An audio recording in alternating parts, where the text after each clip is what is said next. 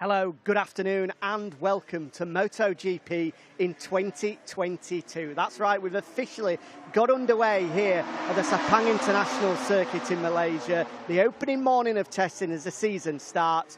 All of the riders filtering down pit lane as soon as the green flag waved at 10 o'clock, and it's been a busy morning's work down in that pit lane. Jack Appleyard and Simon Crafar here to just give you a small snippet of what we've seen this morning. And first things first, apologies for us squinting and sweating as well. It is 35 degrees plus here in Malaysia, so I'm sure you can understand that we're not looking at our glamorous best at the moment, Simon.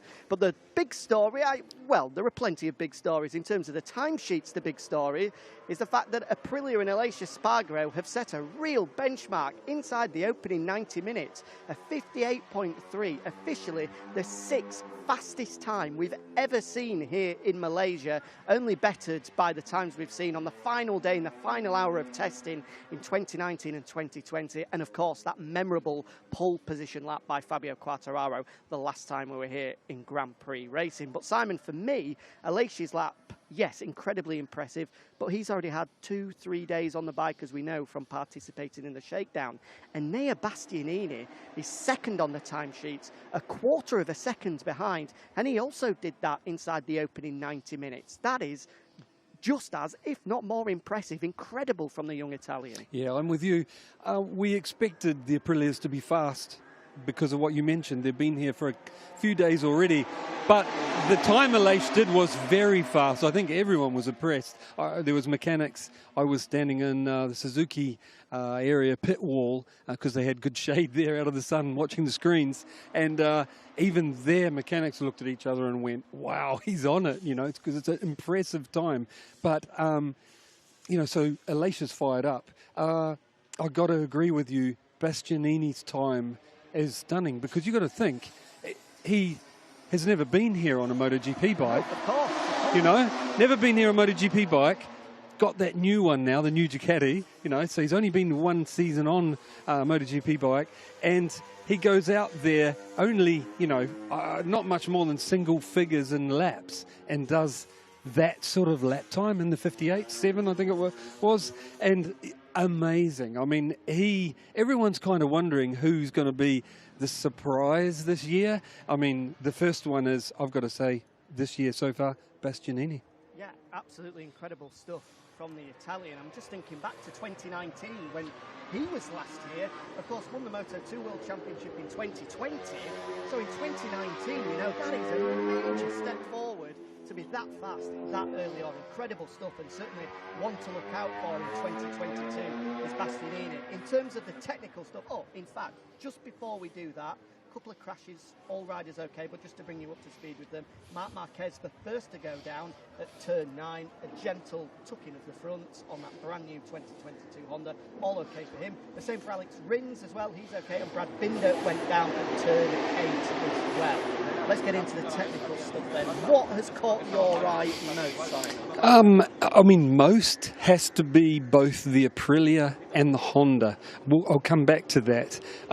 In general, all the way down the pit lane, you can see different air intakes on, for example, the KTM, the Yamaha, the 22 Yamaha. They've got a slightly different air intake, and they've settled on it. All the bikes have that. The Ducati, we saw it a couple of times last year, and it's like, and they have settled on that because all of them have got it. They're mucking around with exhausts, you see. On the Ducati, on the Aprilia's got a new. I've got to go back to Aprilia because I believe today, seeing all of the bikes, Aprilia, third year in a row, have done the biggest winter work. Only a little bit more than Honda, because Honda have more or less done the same thing. Stayed with the same chassis, but same engine, based on the same engine, but everything around it has changed, both the Honda and the Aprilia.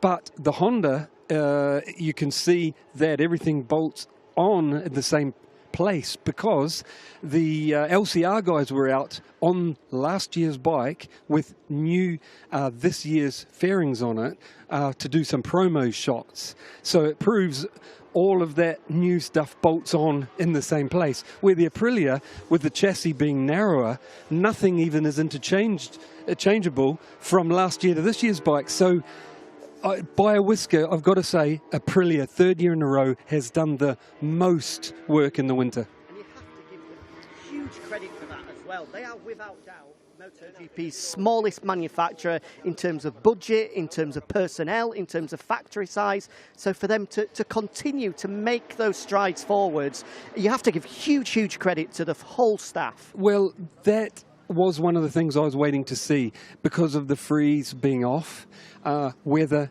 everyone would make a big jump and Aprilia would get left behind a little bit. It just goes to show they are serious and they don't want that to happen.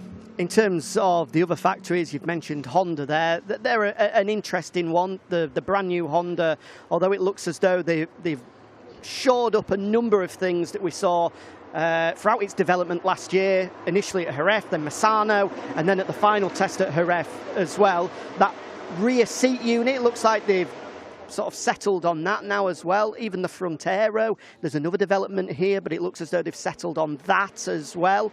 The only thing that we've seen a few variations of is the chassis on the RC213V. That's where it looks like they're still looking to make those marginal gains. Yeah, like I said, the Honda is based on the same engine. There'll be different internals in there, trying to get more power, trying to get more grip.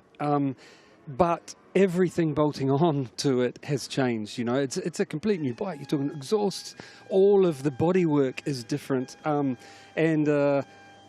amazing amount of work. They are really serious. They want to get out of that hole they've been in, especially last year, but even the year before. Another factory determined to get themselves out of a hole that they were throughout 2020, or certainly in the latter half, is KTM. We've seen them hard at work. I think we've counted 3 different front aero packages. There's a new air intake in there as well. So KTM are certainly working hard to refine the grounds that they had in 2020. Yeah, so far I've only seen the chassis I recognise that they settled on kind of right at the end of last year. But yeah, they're different fairings with different aero, like you said, front wings, but also the side pods that look like they've come off a Ducati. You know, they're very similar. But there's obviously a lot of stuff they're playing with that we can't see, you know, electronics, engine stuff. But yeah, I think they're determined to fix that last bit. And what I believe that last bit is, at least one of the problems last year was traction, you know, getting the drive off the corner without spinning, and trying to get back that advantage on the brakes that they had until beginning of last year, and they lost that and kind of lost the way a little bit after that. Positive start for Suzuki, with both Alex Rins and Joan Mir instantly up inside the top 5, and they were before we came live as well. The only thing I've noticed there, you might have seen something extra, is there's a slight adaptation of the front wings. I've seen a little step forward, but not a huge change. On the Suzuki? Yes. Well, yeah. The big difference that is obvious that they're trying is 2 different chassis.